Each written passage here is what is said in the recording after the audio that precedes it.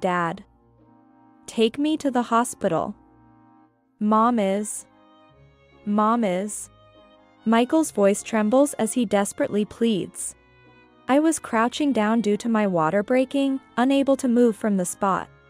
In such moments, the only person a child can think of is his father. But the response that came back from David over the phone was cold. I'm on a company trip, so no can do. Saying that, David laughed off. It's astonishing how he could lie so blatantly about a company trip. Help. Please help. Eventually, Michael burst into tears. My head felt like it was going to explode with intense anger. David, who could easily abandon me in my state of an emergency. And the nerve to ignore Michael's desperate pleas was unforgivable. A week later, having safely given birth, I was getting ready to leave the hospital. Then, my smartphone rang. It was from David. Michael answered the phone on my behalf since I was busy. How's Mom? We're about to bury her. What? David panicked. What do you mean? Michael, ignoring anything David was yelling about, hung up the call. Let's go, Mom. Yes, let's. We were off to finish off our mission. I took Michael with me, heading to a certain place. What we were about to do was our modest revenge. My name is Sarah, a 33-year-old housewife, living with my husband David and our 5-year-old son, Michael. After David goes to work and Michael goes to kindergarten, I spend my days doing household chores. Once that's over, it's my awaited time. I post videos online. It became my hobby. The content is about simple cooking recipes and tips on parenting. Kind of like a housewife's little chatter. It started as a way to kill time. David had been on a solo assignment until recently. So I started it to find something to do in my free time. But lately, I've gained more subscribers than I thought. Parenting and household hacks must have resonated with the viewers, who are parents themselves. Therefore, even after David returned from his assignment, I found time to continue uploading videos like this. Uploading these videos has become a modest pleasure in my daily life. Then, one day, I discovered I was pregnant. We had been considering a second child, so this was welcome news. David and Michael were happy about it too. There was so much to think about, like what to name the baby, preparing baby clothes, etc. Looking back, I was probably too excited about the pregnancy after a long time. That's why I didn't notice sooner. The nightmare eating away at our family had already begun. It was a usual holiday morning. After breakfast, David is fiddling with his smartphone. Seeing this, Michael runs up to him. Hey, let's play treasure hunt, Dad. Treasure hunt is one of the games that Michael has recently been into. We bury a treasure at a random place, and then David and I look for it. That was the game. It was a usual peaceful holiday. That's what I thought, but David, while hurriedly hiding his smartphone, glared and snapped angrily. Quiet down. Dad is busy, go away. Shocked by his tone, I couldn't help but speak up. Hey, there's no need to talk like that. I'm in the middle of work. If I get disturbed by loud voices, I can't focus. Work? On a Saturday morning? And you're just messing with your phone. David retorted even more sharply to my words. It's work communication. I'm swamped with work, you understand? Or maybe you don't, being the carefree housewife you are. What's that supposed to mean? David snorted and left the room. Perhaps sensing the tense atmosphere, Michael starts to cry. I immediately rushed over to Michael. I'm sorry, Michael. Dad was probably in a bad mood. Even so, he wasn't like this before. Before his solo assignment, he used to take good care of Michael too. Lately, David's behavior has been clearly off. He sneaks around with his smartphone more frequently, Whenever I talk to him, he's distracted. And he complains about me quite a lot. He's been belittling me more, saying things like, carefree housewife. It's different for a company employee like me. Is it work stress? That's what I thought, but David's attitude only escalated further. One day, as soon as he came home, David entered the living room with a sullen face. And then he glared at Michael's toys thrown in the corner. Hey, haven't you cleaned this up? I had just organized the toys into the toy box, but it seems I forgot some. Oh, sorry. As I hurried to clean up, David muttered. Seriously, can't even discipline the kid properly, and that's your only job. I come home tired from work, and you can't even keep the house tidy. Again, he made a sarcastic comment. Don't be mad. With a voice close to tears, Michael chimed in, standing in front of David as if to protect me. But David, undeterred, trampled over Michael's kind heart with a sullen face and said, "Move it," while glaring at Michael. And with a click of his tongue, he left the room. His recent behavior is too much. We need to have a proper conversation next time. Holding back tears, I hugged Michael and made a vow in my heart. The next night, David came home. David, there's something I want to talk about. What is it? I'm tired, so make it quick. His attitude is as curt as ever. I didn't let it bother me and began. About your recent attitude. As I began to speak, David overlaid my words with a loud voice. You know, I'm going on a company trip for 2 weeks, starting next week. What? That's quite sudden.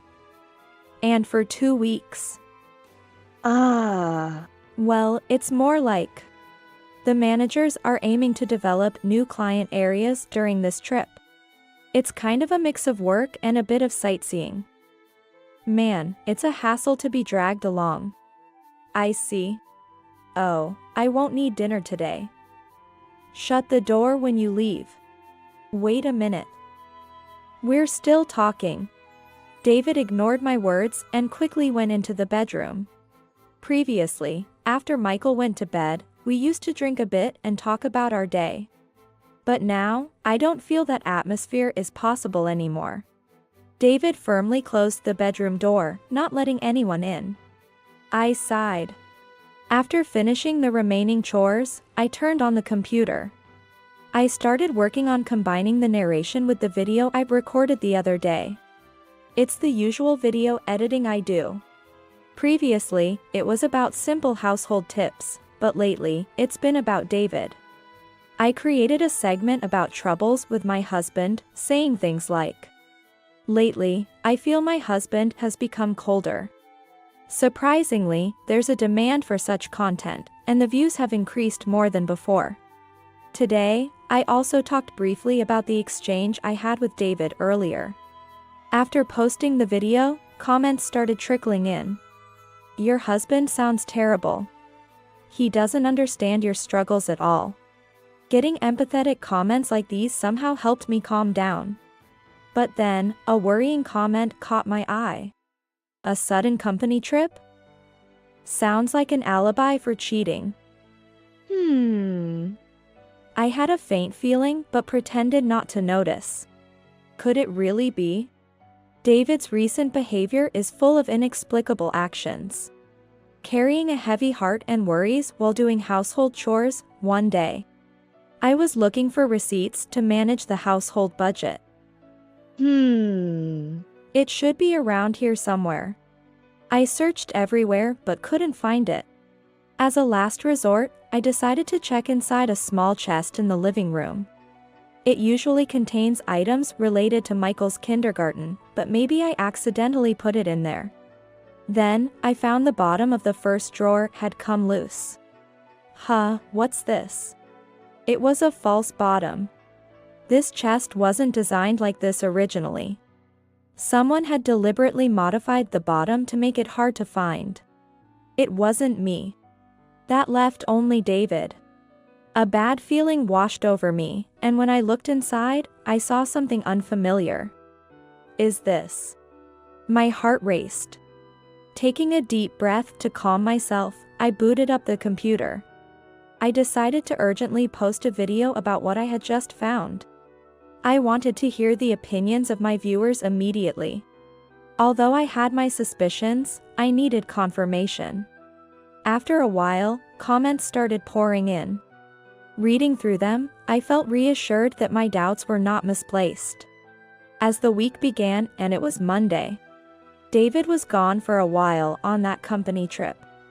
Now then, Michael is at kindergarten and David won't be back. I decided to take action while I had the chance. And by the weekend, the preparations were almost complete. Now, I was ready for whenever David returned. Thinking this, I went about my usual chores that morning. Suddenly, I felt a pain in my stomach. At the same time, a warm sensation of water flowing down my lower body came. Could it be? I must go to the hospital immediately. Waves of labor pains started to hit. Between these waves, I hurried to get dressed. Then, I packed necessary items like my insurance card, change of clothes, and towels into a bag. As I did, a strong pain hit me. I believed I could still move, but the pain was so intense that I involuntarily crouched down on the spot. I tried to find my smartphone to call a taxi, but it was nowhere to be seen. Mom? Amidst this, Michael woke up. Michael, the phone. I pleaded desperately, barely able to speak. Shocked but determined, Michael found my smartphone nearby and started to operate it desperately.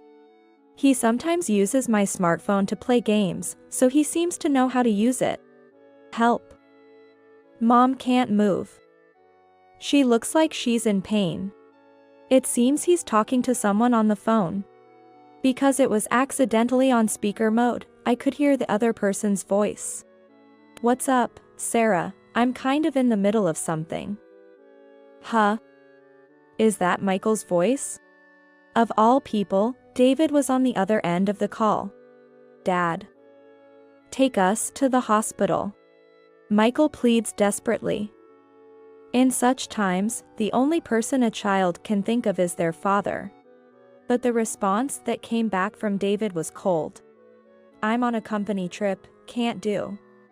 Saying that, David laughed it off. Help.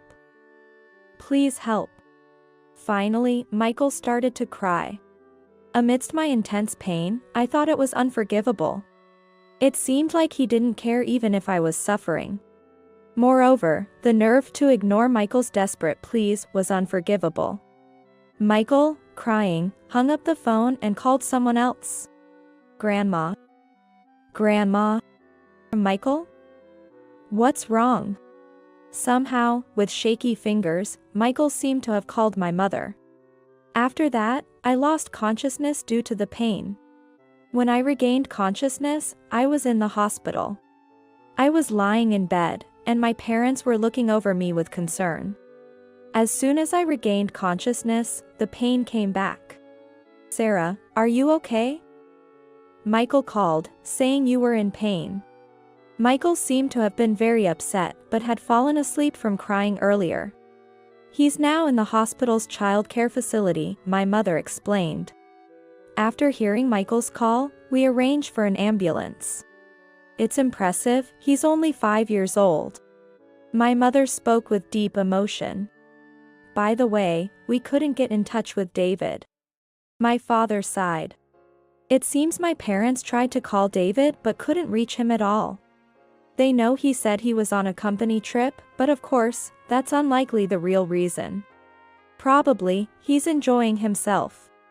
I felt a quiet rage burning within me. This can't go on.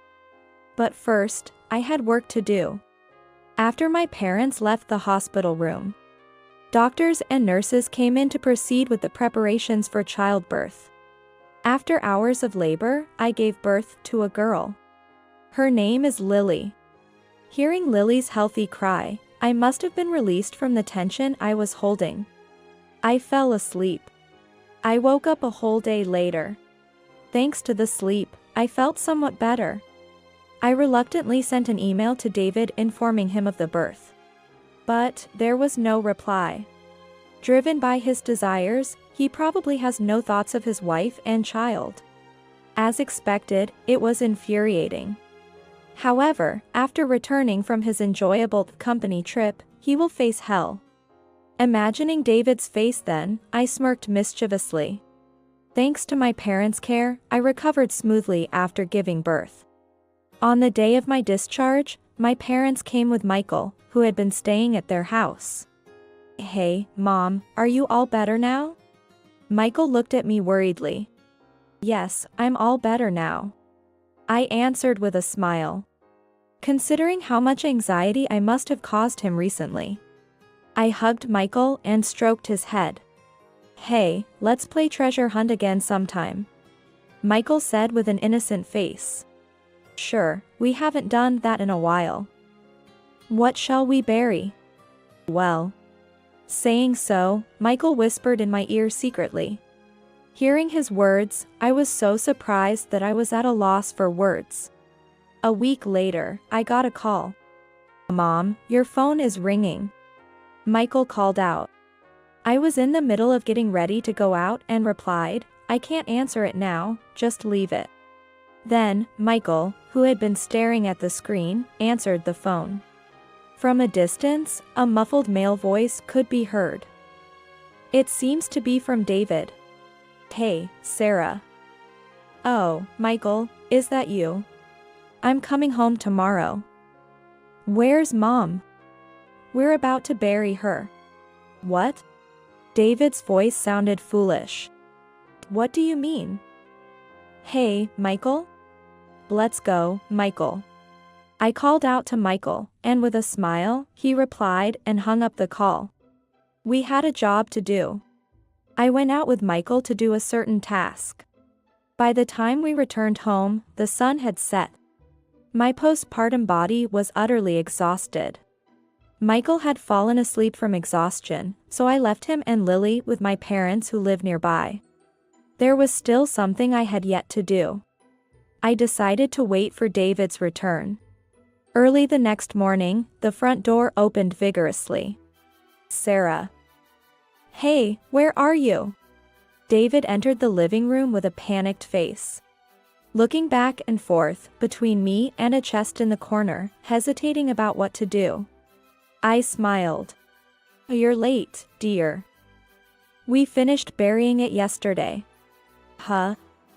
What are you talking about?" Michael too, saying something about burying the ring. At my words, David turned pale. "I know about it.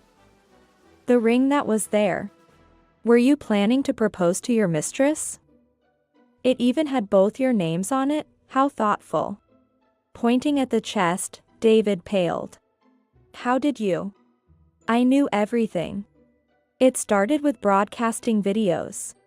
When I talked about my husband's recent strange behavior in a video, viewers suggested he might be cheating. Then, the ring that came out of the chest's false bottom. A brand new ring from a famous brand, with both names engraved on it. This was definitely a red flag. After discussing it in a video, I was advised to use a detective agency. If I considered divorce in the future, solid evidence would help me claim alimony. Right after David left for his company trip, I hired an investigator. The results confirmed David was cheating. The other woman was Jessica, a 23-year-old who worked at a bar in the town where David had been on his solo assignment. Perhaps due to the loneliness of living alone, he started visiting the bar. Eventually, they became romantically involved. This part of the story is quite common. Normally, such relationships end when the solo assignment ends. But their affair continued. Even after returning home, they secretly stayed in touch. Eventually, he started to lash out at me. Then, pretending to be on a company trip, he went back to his old posting to frolic with her. That ring was indeed intended for a proposal to her. He must have been quite smitten. Despite having a wife and child, proposing to another woman is laughable. Did you rush back because you accidentally gave the wrong ring to your mistress? And she got angry? David's complexion changed with my words. Did you do that?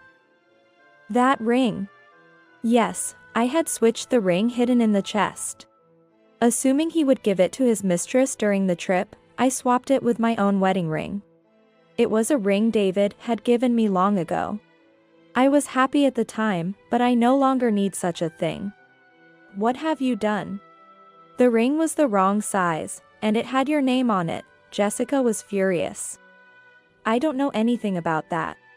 David forcefully opened the chest, searching thoroughly inside. Where's the real one? Where did you hide the real ring? Didn't I say? We buried it. David was at a loss for words at my response. Then, the front door opened. David, are you okay? Are you not done yet? Idiot. Don't come out. There stood Jessica. I had seen her face in photos given by the detective agency. But in person, she was just a flashy young woman. She must have followed David, probably after a dispute over the ring with my name on it. David must have placated her with, "The real one is at home." Unable to wait, Jessica decided to follow him. Such a ridiculous story comes to mind. This is David's wife? Just an old lady. She laughed mockingly, thinking flaunting her youth would make her win. The sheer folly made me sigh. You must be David's mistress, Jessica, right? Let me guess, you dropped out of music school hoping to make easy money. Ended up working at a cheap bar because no rich man would have you. And settled for a married salaryman going nowhere, feeling triumphant over his wife. Is that about right, Jessica? What? Struck by the truth, Jessica was at a loss for words. Such things had been investigated long ago. In this day and age, if you know a name, it's easy to find someone on social media. A woman with a strong desire for approval like Jessica would surely be showcasing her history somewhere. Thinking this, I checked her social media and quickly uncovered Jessica's background. Jessica became defiant. So what? I'm the one David loves. He proposed to me and gave me the ring I wanted. Just divorce him already. I didn't need you to tell me that. I'm planning to divorce him. I can't be with someone like him anymore. David and I had been married for 5 years. We were blessed with children. But infidelity during his business trip, neglect during my pregnancy. And to top it all off, his treatment of me and Michael. There's no point in continuing a marriage like this. Since discovering the affair, I had already decided to divorce him. By the way, aren't you going to look for that oh-so-important ring? Where did you hide it? Hide it? That sounds so negative. Today, I went for a walk to the beach with Michael after a long time. We played treasure hunt there, it was so much fun. My words made David change color. Don't tell me you buried it there. David muttered tremblingly. Then, he dashed outside immediately. Hey, David, where are you going? Jessica followed him. I also stepped outside immediately. The buried place was about a 20-minute walk away. Clutching my smartphone, I walked briskly. It was the local beach. Upon arrival, the two were frantically digging around various spots on the sandy beach. It's not here either, where the hell is it? It was an expensive ring. What are you doing, find it already? The two looked foolishly panicked. I leisurely filmed the scene with my smartphone. They were so frantic that they didn't seem to notice me filming them from a distance. It was comical, and I couldn't help but let out a laugh. This beach was a place our family of 3 often visited. We frequently played treasure hunt here. Michael would bury a treasure in the sand, and David and I would search for it. The treasure varied each time but was usually something Michael cherished. Toy cars, cicada shells, and other things a boy would like. However, what was buried today was the real ring David intended to give to Jessica. When Michael suggested playing treasure hunt again after a long time. "What shall we bury?" I asked. Michael immediately replied, "A ring." I was taken aback, but Michael answered, "I know. Dad has been looking at a ring and smiling recently." "What are you talking about?" Michael had been watching David closely. David must have been imagining his affair partner while looking at the ring he splurged on. "That ring is important to Dad, right? If we bury it, maybe he'll come back to find it. Maybe he'll become the kind dad he used to be." Saying so, Michael's eyes sparkled. Michael still didn't understand that the ring was meant for his dad's affair partner. Because his dad looked happy with it, it must be something important. He hoped that by finding it, his recently grumpy dad would return to being the kind dad he once was. Touched by Michael's pure heart, I was moved. "And so, we buried the ring at the beach earlier today. But now, David, desperately searching for the ring, isn't thinking about his family at all. He's solely focused on not upsetting Jessica." As I filmed, I realized I was crying.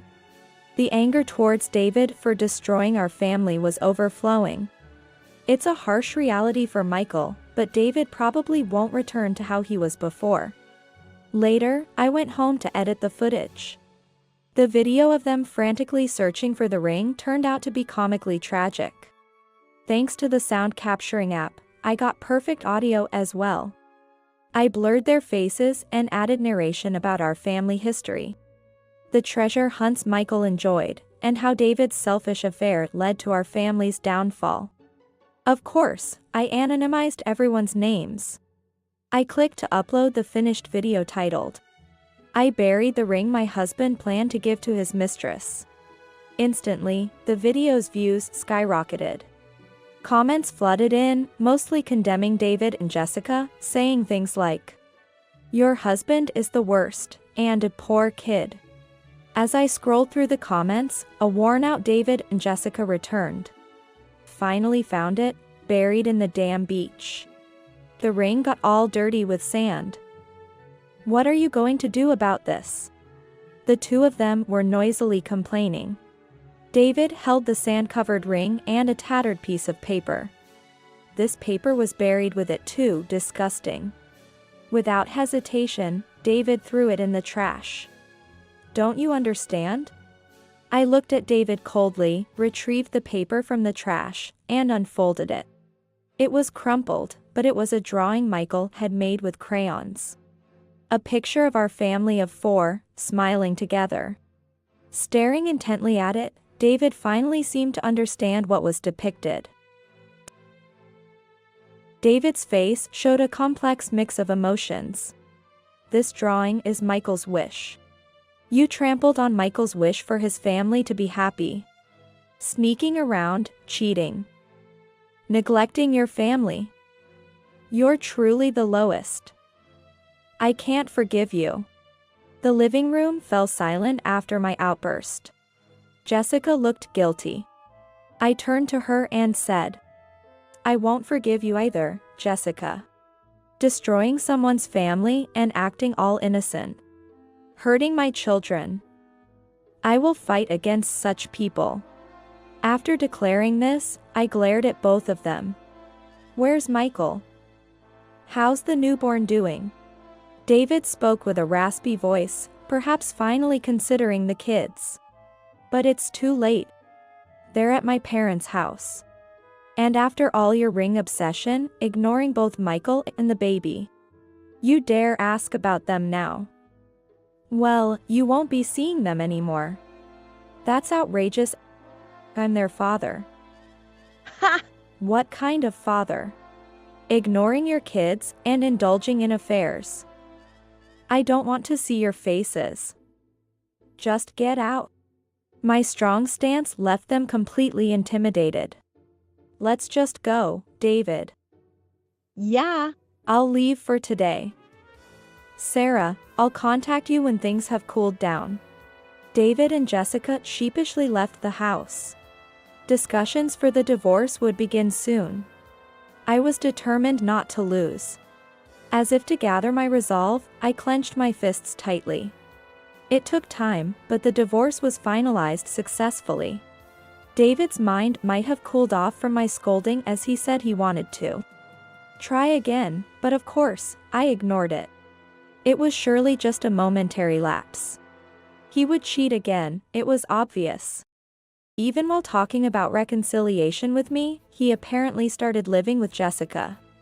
David likely wants to continue relationships with both Jessica and me, while also wanting to appear as a good father to Michael and Lily. There's no way I can accept that. Of course, I demanded a hefty alimony. David, in desperation, asked for it to be paid in installments, but I rejected that request. Naturally, I demanded it all at once. There was a particular concern. The video I uploaded went viral beyond imagination. It was viewed millions of times and spread across various media. Although I blurred out everyone's faces to keep them anonymous, some viewers are adept at identifying people. From the beach scene and reflections in the window glass, clues led to David and Jessica being identified. The worst husband works at Johnson's Trading. Jessica, the mistress, is just a girl working at a bar. She has a history of targeting married men.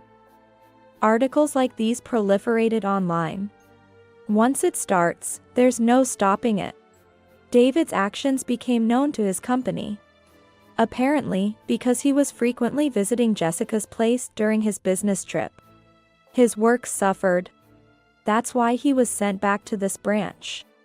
Moreover, when he lied about being on a company trip to see Jessica, he had already used up his paid leave. It was revealed that he lied about being sick to get absent without leave. Naturally, David was fired. With no salary coming in. It was a good thing I had already collected the alimony. Then there was child support. I was concerned about that too. But David's parents agreed to pay it until David finds a new job. However, given David's name was now widely recognized, finding a new job might be difficult for a while. This was his own doing. I also demanded alimony from Jessica. But since she had quit her job at the snack bar and wasn't working, she was panicked. Desperate, Jessica and David started broadcasting the couple's videos, thinking it would be easy money. However, they faced immediate backlash and soon gave up. Couple of thieves, the lowest. A disgrace. Shamelessly thick-skinned. An impossible duo. The criticism was relentless, and they quickly stopped their attempt. Jessica's parents made a payment for her part of the alimony but told her it was the last time they would bail her out. Initially, David was overjoyed to be liked by a younger woman. And Jessica, for her part, thrilled in the forbidden excitement of engaging with someone else's husband. But once the spell was broken, only reality awaited them. The fleeting emotions cost them dearly. Meanwhile, my channel skyrocketed in popularity. I'm busy with consultations from moms dealing with unfaithful husbands, and working on projects offered by companies. Broadcasting is fun, and I draw energy from viewers' comments every day. Plus, my income, which used to be negligible, has increased significantly. With that money, I renovated and expanded our family home, where I live with my parents and children. Everyone seems happy, especially with the grandchildren around. Michael has grown up to be a strong big brother, and Lily is growing up healthy, playing happily with Michael. However, one concern lingered. I hadn't let the children see David since then. Despite not discussing the ugly adult circumstances, I wondered if Michael understood and accepted the situation. To my surprise, Michael was nonchalant. Dad? It's okay. He didn't help even when Mom was in pain. I don't need such a terrible person. His clear words surprised me. Children are keen observers of their parents. From now on, Lily and I will play treasure hunt, Michael said with an innocent smile. I felt truly relieved. David was gone, but Lily had come into our lives, enriching our family. Seeing the lively faces of the children is a joy that cannot be replaced by anything. If we can continue to spend our days happily and closely as a family, that would be my greatest happiness.